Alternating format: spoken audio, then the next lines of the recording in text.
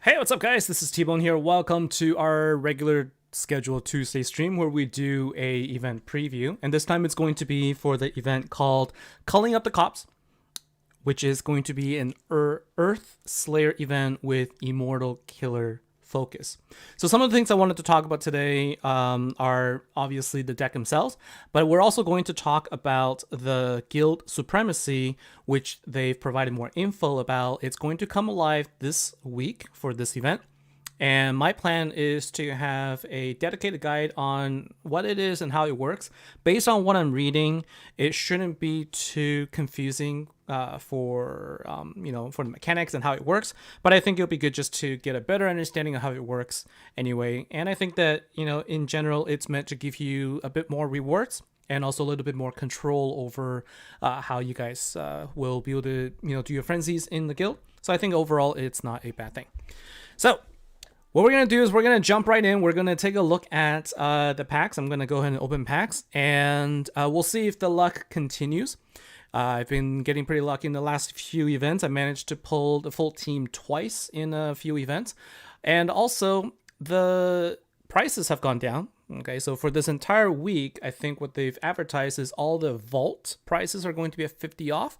And so going to tier 4 isn't going to cost us 4,900 gems anymore. It's going to cost us 2,000 and about 2,450 gems instead. So it's going to be a good savings. Use this opportunity to go a few tiers for every vault that comes out. Collect on the seasonal coins, because that's really the best deal right now. You can get a ton more seasonal coins, which will then help you craft your card later on. So that's my recommendation. Okay, so we've got let's see, just a quick glance at the people who are saying hello. We've got people from let's see, from UK here. Dave from UK, hello, welcome to the stream. And we got Rockdy, welcome. David Chason, Bob, which is King Dragon. We got Marvin and Joni. All right, so let's go ahead and open a few tiers. As usual, we're going to go 4 tiers, and we're going to be saving a lot of gems this time, which is good. And let's take a look and see where we are. We're going to take a look at the cards, obviously, afterwards. I'm going to give my recommendation on whether or not the deck is going to be a good one to use.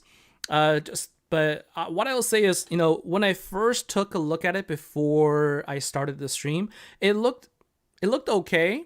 I kind of am curious about the overall mechanics of the deck, but generally I think it'd be good to kind of talk about this particular deck and comparing it to the previous Earth deck that we have, which is also Immortal Killer. All right, so tier 1 was the basic stuff. I think I got some evolution coins there. So we're going to go to tier 2. Expected guarantee is going to be a support card, and let's see what we pulled there. So we also got X-Tap, which was, it's a generation 2 card. It was an ultra rare card, but it's a generation 2 hero. In fact, I think we got 2 of those. And we have the support hero Oak Thulu. Okay, kind of like the play on Cthulhu. This is Oak Thulu. It's basically a bunch of trees, with or in the proper term for them are Ents, E-N-T. And so let's see, yeah, we got Maelstrom and X-Tap, and we got a regular Targa. So that is the support card. Let's go to tier 3 and tier 4. At least the nice thing, what I like about the 50% off, which I think is probably the correct pricing, to be honest with you, is that you can go 3 or 4 tiers, and if you don't get something, you still have some gems left over to be able to pull something after, right? So at least that hurts less in that regard. All right, so we got the Bramble Lance, which is the guaranteed main event relic. This is tier 3. And so let's see, Eddie, you got the MC in tier 2. Congratulations. And we got Noelia, welcome to the stream. And Eddie, Dark Lady, welcome here.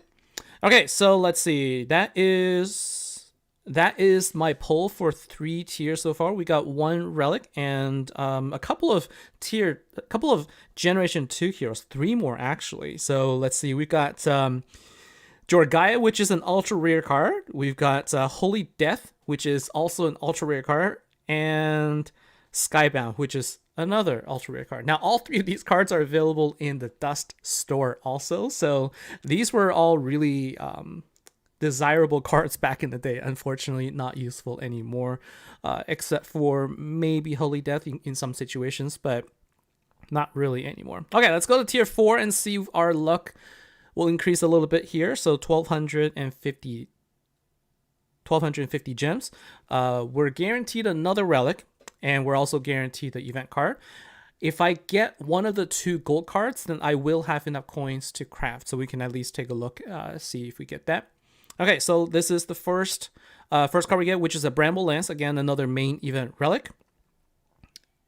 And that might be an extra relic, so I might be expecting to see 3 relics here, unless this is the guarantee and I don't get anything else. So there's Holy Wing, another ultra rare card, and 10th, we got 1,000 evolution coins there, and then Guardian of the Thicket, which is the main hero. So it doesn't look like I'm going to get one of the 2 cards this time, and I'm okay with that. I'm actually okay, just because I've had pretty good luck up to this point, and so it's bound to run out, and so I really didn't have high expectations. Although it's interesting that I got so many of the Generation 2 ultra rare cards, because these would have, back in its days, it would have had its own gold back. Okay, like back when they didn't have vault, it was just packs. They would have had their own gold flips. But unfortunately, they're not as useful nowadays. So what we're going to do is we're just going to take a look at the cards themselves here. And I'm just a little bit shy to open pack tier 5, but I don't think I'm going to do tier 5. Instead, my recommendation is, with all the revival vault, my expectation is, given that they said it's all week long for all vaults, you probably should be able to get them for 50% off. In that case, go at least tier 2 for every single revival one. So that's only... it's 450 gems for 2 tiers, and actually no, it's 1,000 gems for 2 tiers, so it's 500 gems for every 2 tiers. That's 6 coins that you're getting, and you'll be able to get, for 3 additional revival vaults, that is 18 coins for only 500 gems each time. And so I would highly recommend that. All right, so let's take a look at the cards here, and let's talk about the skills. Let's talk about what it's whether it's good or bad. I won't be able to showcase it this time, unfortunately, but I can sort of talk about some of the other configurations I think you could use with existing cards that you may have. So let's see. Rock D got the same pull as me. I hear a lot of people say that, like, the kind of cards I get, they end up getting as well. So it's unfortunate, because I didn't have very good pulls this time.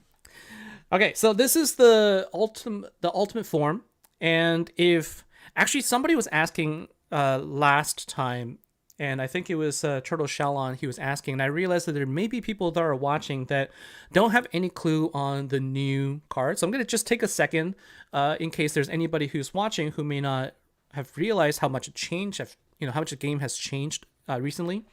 If you see a card that has a pink star on it, that is an event card, it's basically the next level beyond the cards that we have. In this particular case, if you see an image with 2 different heroes on it, that is the ultimate form, which is a combination of the ultra rare and the master collection card. When they combine, they start with 1 pink star, and then you can go up to 6 pink stars total. That is the new ultimate form system. Okay, so the Arboreal Overseers, like I said, these are basically just the ants. Okay, this card has a battle skill that creates 9 Earth Power Gem 6s. So the power creep is going. Okay, it's continuing. We are now getting more and more power gems. So we are now Power Gem 6s, and the numbers are increasing. So this card can give you 9 on its own. It also increases Earth Slayer attack by 30% for 3 turns straight, with a 3-turn cooldown. Now, 30% increase for attack isn't too big of a deal. Okay, it isn't really significant. It's not like nothing, but it's not that significant. You'll do a bit better damage, but overall, like, these numbers, to me, I never really think of it as a really big drastic change. So I'm just looking at the power gem capability, and also the boosts. So boost is kind of small, but number of power gems is big. So you can really gem crush this into like power gems 8, 9s, and 10s much more readily. Passive ability, what this gives you is damage resistance. So you can get hit by an enemy attack up to 8 times, and each time you get hit, you're going to gain a 5% damage resistance. So that means with Slayers, you're going to get hit every 2 turns.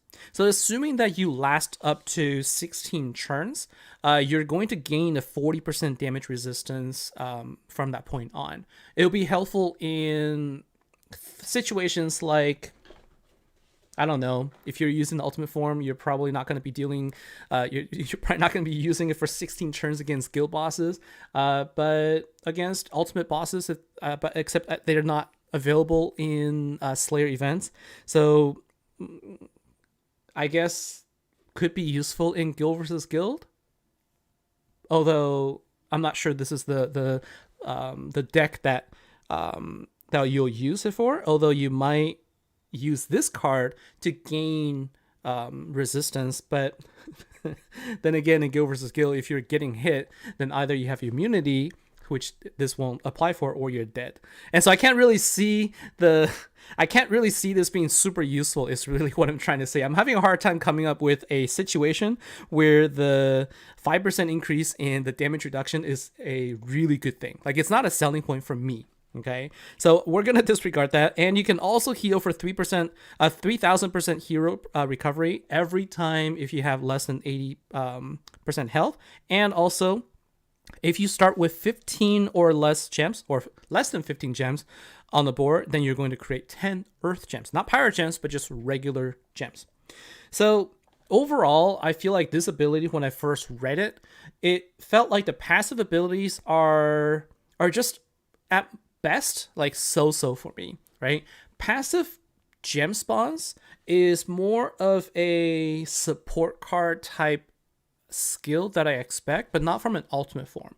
From an ultimate form, I'm expecting, better power gem spawns, but this is not necessarily something that I think is all that great. It'll like overwrite other colored power gems, and so in situations where you want to use high performance unit area, which is a dark immortal card, and this will override those dark cards, I'm not sure it's going to be that great. To be honest, I'm not really seeing the appeal here, except for the 9 power gem 6s that you can create with the battle skill. So like, if you look at it just strictly from the power gem ability, this one is pretty good. Okay, but without any additional boosts, it's going to be lacking. So you're going to need boost, and we're going to talk about how you're going to get that. So Canopius and King is the Master Collection card. Its battle skill creates 9 power gem 6s, and then the passive ability gives you a heal every turn if you have less than 80% health, and it will also create 10 gems if you have less than 15 earth gems on the board at the beginning. Okay, so that is the sort of a basic card here. Now, Oliver, regrowth seems to be the only helpful skill. So what that does is you can start the battle with skills fully activated because you can get Gem Crush.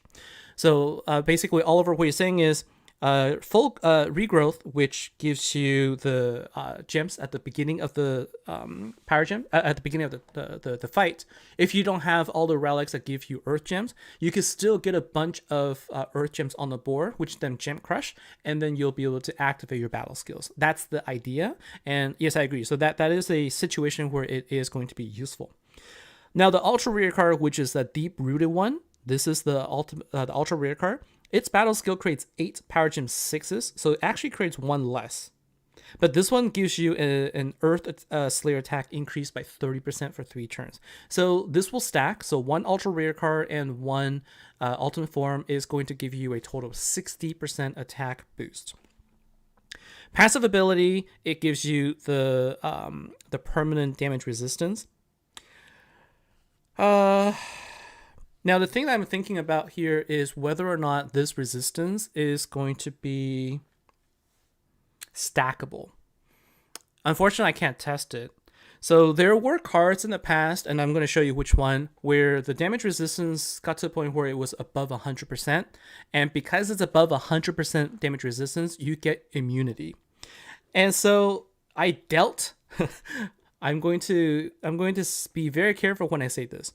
I really don't think that they would allow this skill to stack, because that really does mean that after 16 rounds, after 16 hits, you have basically immunity, full immunity, right?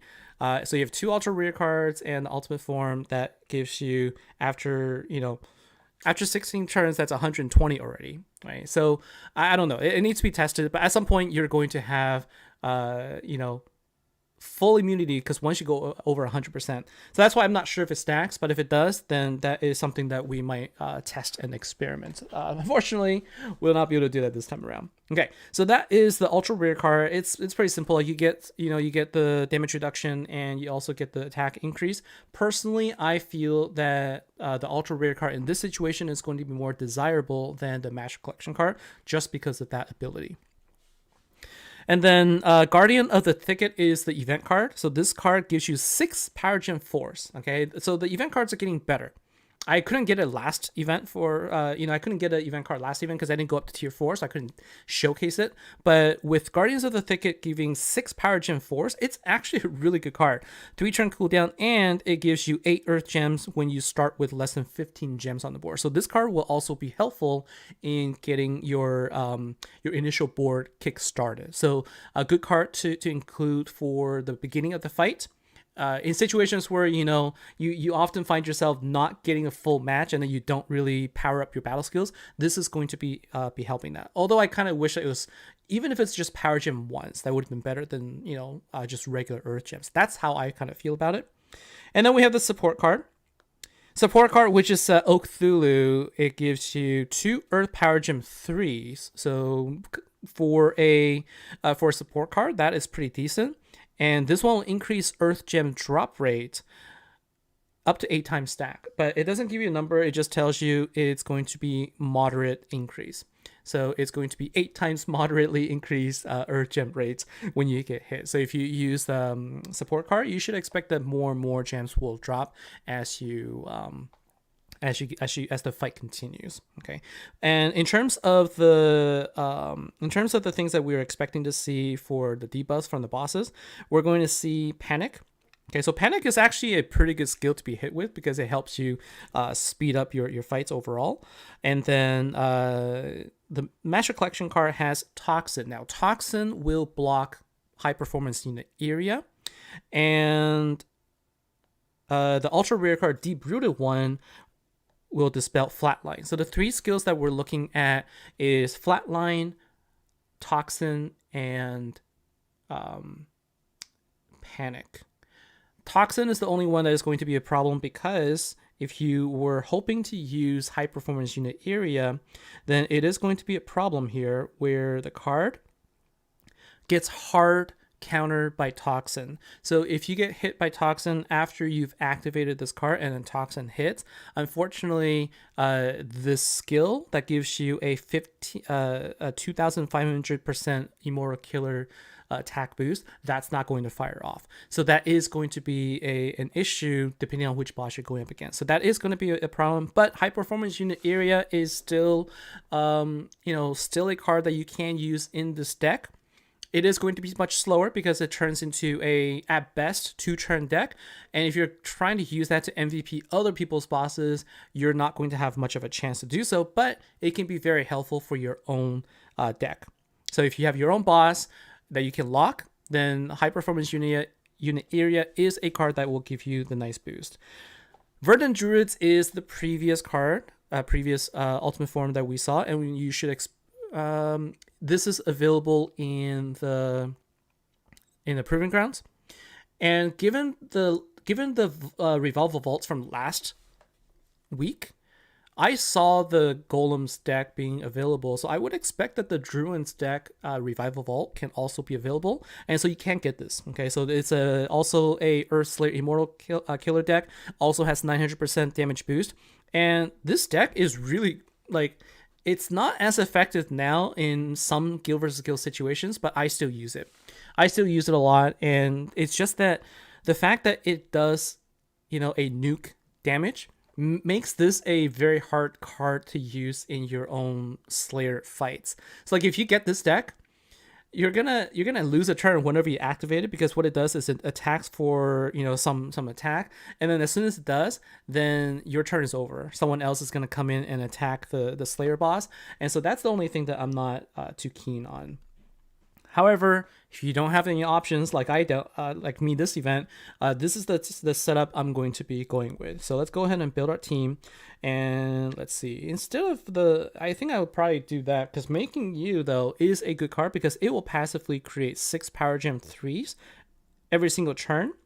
Like the passive ability here, as long as you have 1 Power Gem on the board, it gives you 6 Power Gem 3s every single turn. So most people should have at least 1, because we were given 1 as as one of the gifts, and I happen to have 2, so I will be using that for sure. And then there are other options that you can put in here. So for me, I'm most likely going to be putting in this card as well, right? I'm going to be putting in the event card, which is a Thicket, Guardian of the Thicket, and let's see, Blossoming Alliance. I haven't actually used this in a very long time. I crafted this like way after the event. And this one,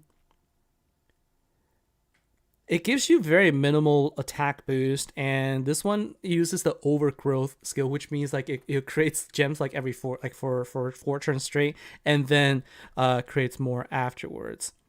Probably not gonna use this, although I'm trying to remember if this was even a good card. I probably won't put it in there. I'll probably put other Earth Slayer cards in there, in which case I will probably instead do something like this.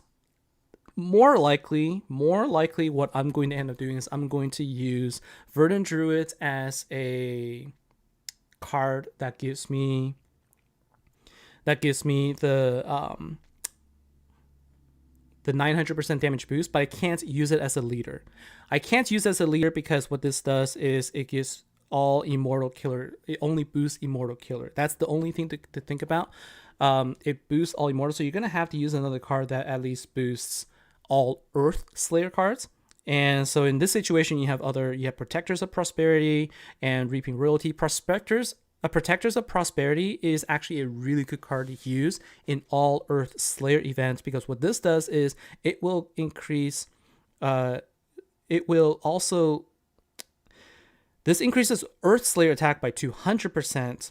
Okay, and if you are ambushing, it increases it by 2,000% instead. So this is actually the best card to be using as a leader.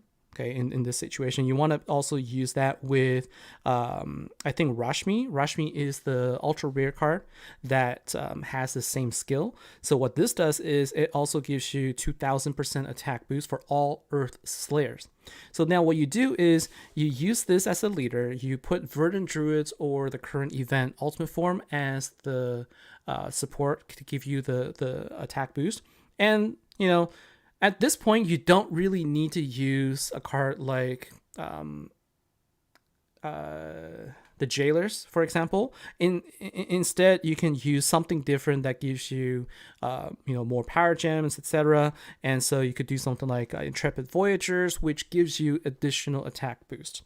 Right now, at this point, I'm not even using the event deck, but I do have the Immortal card, so I can at least use the relics for this for the boost. Now let's take a look at the Intrepid Voyager. So this one, what this does is it gives your own attack boost, but every time that let's see, there's a passive ability. Oh no, this one creates Power Gem 5s and increases this. Oh no, this card boosts Supreme Elohim. So this is not like the best card out of all the options there. United Taurus would be a good one because it also destroys all the gems, and you can also have more power gems. There's a lot of like Earth Slayer options, but I think combining Protectors of Prosperity and Guardian and also the Hard Won Gorillas, these 2 options are going to be the best if you have them.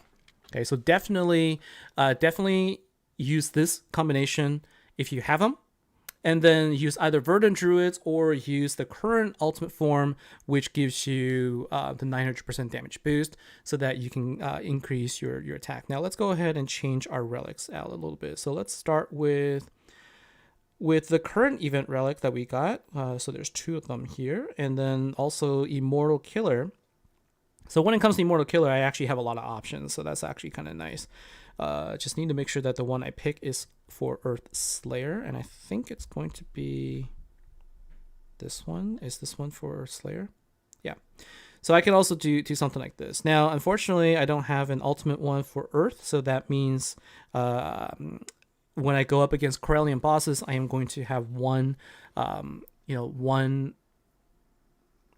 shield I'm not going to break. And so in that situation, I'm just going to swap this out like this so that I can use an ultimate relic. But what I want to do is, instead of this one, I'm going to put in the event card because I want to at least showcase how it's going to work. So I'm going to put this back, and then let's go and test it out. So I'm going to use this. We'll go back to Immortal Killer. And we're going to put this card in just so that we could see how the event card will look like when we use it in a situation where we're doing a fight. So we're going to go ahead and we're going to go into the Legend Trials.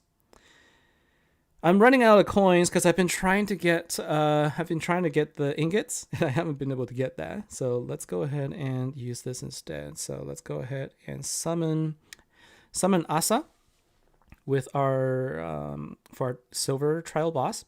And then I'm just going to kind of show you how this team will work. So we're going to go ahead and change our team to this one. So again, I'm going to be showcasing how Guardians of the Thicket is going to work with its passive ability, where it's going to create 8 Earth Gems.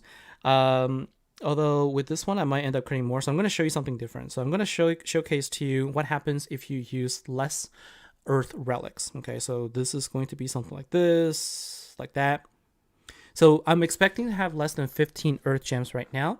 And when I begin the fight, so what I'm using here are all Immortal Relics. They're going to break the shield, but I'm not going to have a lot of gems on the board.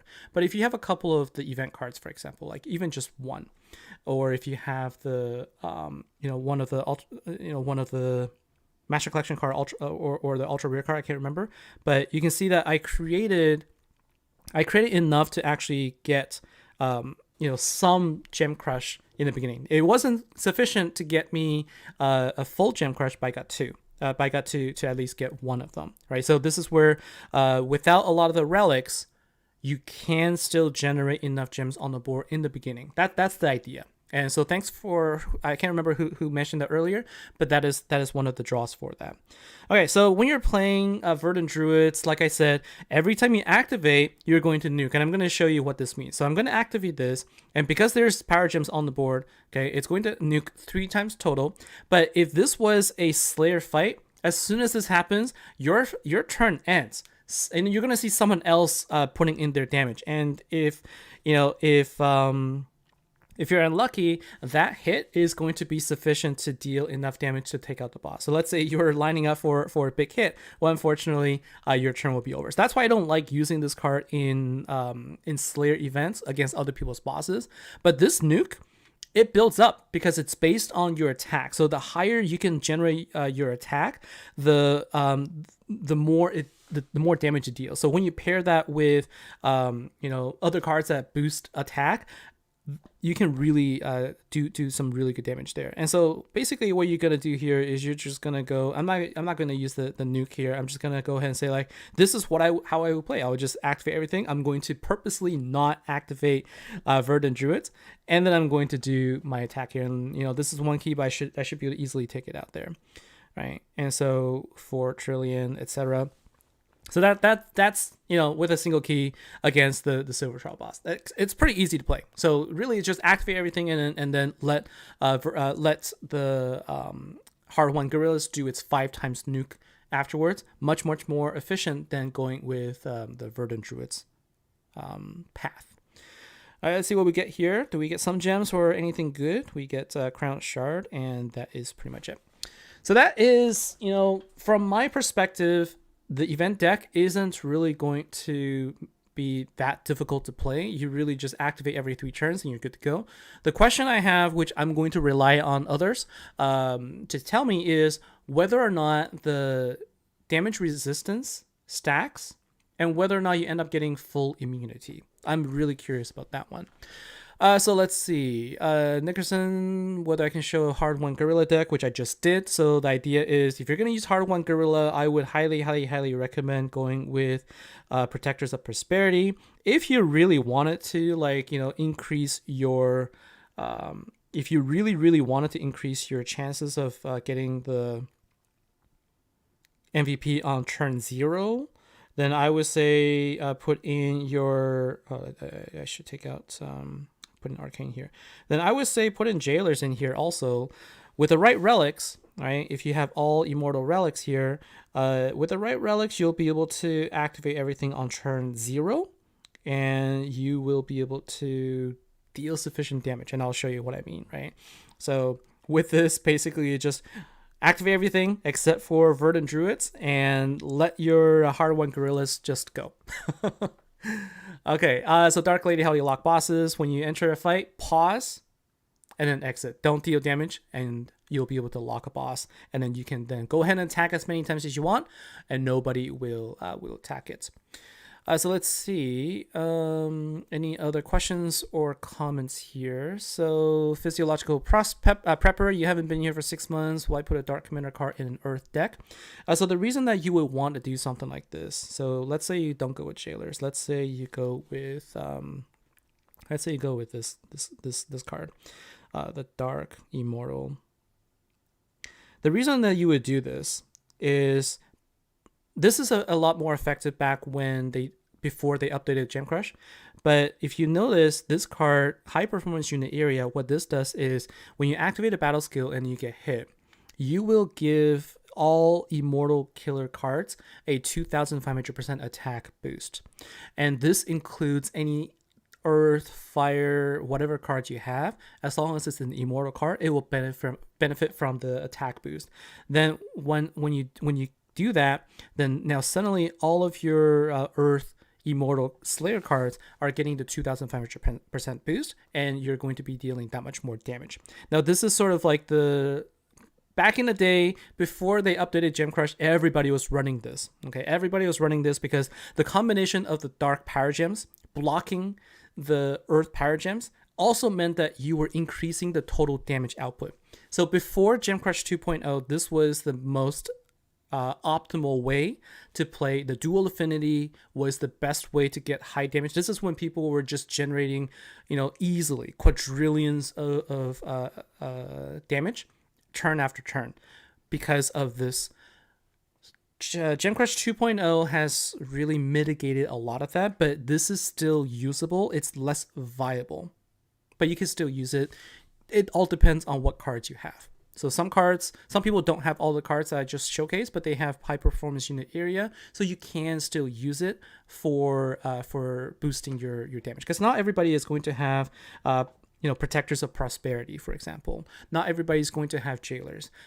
But most people at this point should already have High Performance Unit Area, so you could still use that for your team setup. Let's see, any other questions? So Andy Kessler, you tried it on the trial bosses, you didn't lose any HP when you got hit. There's also heals, so don't forget you're also healing. So you're saying like you didn't see any dip at all, and you're using more than the 100. So did you get up to more than 100% resistance is the question. So if you didn't lose any HP, then I guess that is going to be similar to this, where Savage Storm is also an immortal killer card, and what this card does is it will give you a 15% damage resistance for every Earth Power Gen 5 or higher that's on the board. And as long as you have 7 Power Gen 5s or more on the board, basically if you get a full Gem Crush and you activate this, you're always going to have immunity. All right.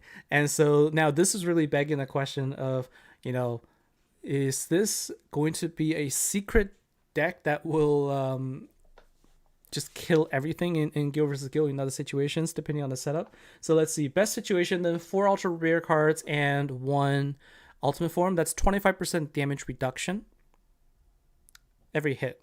So after 4 hits, you basically, and so after first hit, you get 25% damage reduction. After the second hit, you get 50% damage reduction. And so theoretically, if you could survive 3 hits from a boss, then you're never going to die. However, you're not really going to get a lot of boosts in that situation. It's like you may not be able to defeat a really strong defender anyway. But it's just this whole like, immunity thing. I'm not sure if they truly thought about stacking when they say you can go up to 40% damage reduction. I'm not sure they thought about stacking. So that's the only thing that is a wild card for me. Okay, so it is a wild card for me on the damage reduction. Aside from that, the deck on its own for me just seems it's okay, but it's 50% off. So I think it's well worth going up to tier 4. You're getting more value going to tier 4 when it's 50% off than going just regularly tier 2 or tier 3 in previous situations. Okay, so 2,500 less than 2,500 gems get you 4 tiers and you're getting 12 coins. I would highly recommend everybody go at least tier 4 this event because you're getting double the number of coins than you used to. Okay, so that's my number one feedback. Use this opportunity to collect the coins, if nothing else. So let's see how many coins do I have this time. So I have 79 coins. I technically through this event, I technically could actually craft a full event team myself, but I might actually wait on it. I might actually just try and collect more and see what happens in the next Commander event, and I might just go ahead and craft a full team. Given that I have Verdant Druids this event, and I have Protectors of Prosperity, and I have Hard-Won Gorillas, I don't plan on crafting my deck. I don't see it being that important. And even if the damage reduction boosts, it requires you to get multiple copies of the ultra rare card to really benefit from it, and you need to get hit multiple times, and so it is kind of slow. I mean, eventually you'll get there, but I don't see that right now as anything that's game breaking, but it could in certain situations. So for those of you who do have it, I would love to hear your feedback. Let me know what you think. Let me know if there's any situation that I might be missing. I love to hear that feedback there. Otherwise, this deck is so-so, but man, the value is tremendous. 50% off. Take advantage of it. It's really the coins. The coins is really where you're benefiting from. So don't think of it as spending 2,500 gems. Instead, you should think that you're saving 2,500 gems for getting the number of coins that you would need to get your free ultimate form later on down the road. Right? Or you can use it to craft it at the end for anything that you might be missing for the dark or the water ultimate forms. All right, so lots of options. Save the coins, get as many as you can so that you could benefit later. So Jericho, let's see. You can also use the Burning Bruisers without powering it up. That is very true. So given that it is an immortal event, I think it's a good idea to talk about all of the cards that you should consider using for your event. Okay, you could technically, if you really wanted to, go with the Freedom Fighters Unit area option to do to do something if you don't have any Earth cards, because this is also an immortal deck as a 5x nuke damage. Could potentially be okay for things like platinum or maybe ruby bosses. Don't think you're going to be able to use this dark card to take out Corellium or even diamond, but it should be okay for something like a ruby boss. But Burning Bruisers is the card that was mentioned, and this is the card that gives you a I think, how much does it give you? It gives you 1,200% boost. So when you get hit, you don't need to activate it, you don't need to do anything. As long as you're hit, you get 1,200 attack boost. So you can also use this as an alternative to give your immortal killers a boost. Okay. Some of the other cards that you have in here, this was useful last event. Okay, this was useful last event because it gives you mostly it's because it gives you the upgrade, but I wouldn't use it for this. Really, what you're looking at is high performance unit area and perceptive gurus to go with your cards for this event.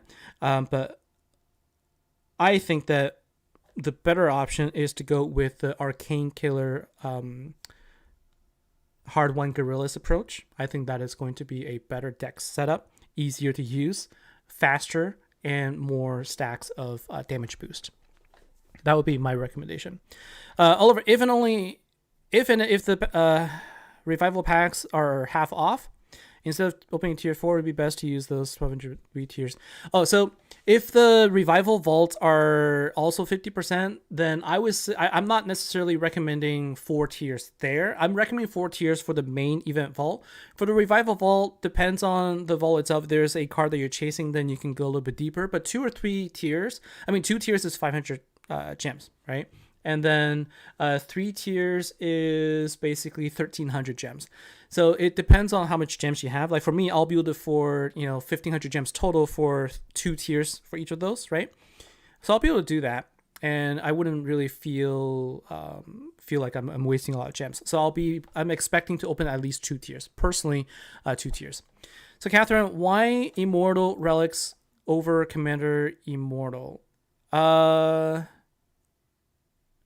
So the question was asked, like, why am I putting in a Commander Relic in here? So when it comes down to relics, it doesn't really matter whether it's Commander or Slayer if the purpose that it's serving is to break the shield. So I'm always thinking about what happens if I'm going up against a Corellian boss, which will have 6 shields. Having 5 regular event relics in here means I break 5 shields. I'm still going to have 1. That will be on the board, and that's going to reduce my total amount of damage by about how many percent? 10%, 20%, 6%? I can't remember, some percentage. But any percentage there is going to be a headache for me, because any shield left on the board is going to impact the amount of damage my Hard-Won Gorilla will be able to deal. And so I'm always looking for opportunities to break all the shields. And so for me, if you look at the relics here, this is a Commander Relic, but what it does is this will boost all Immortal Killer cards. And so all my Immortal Killers will still get benefit from it.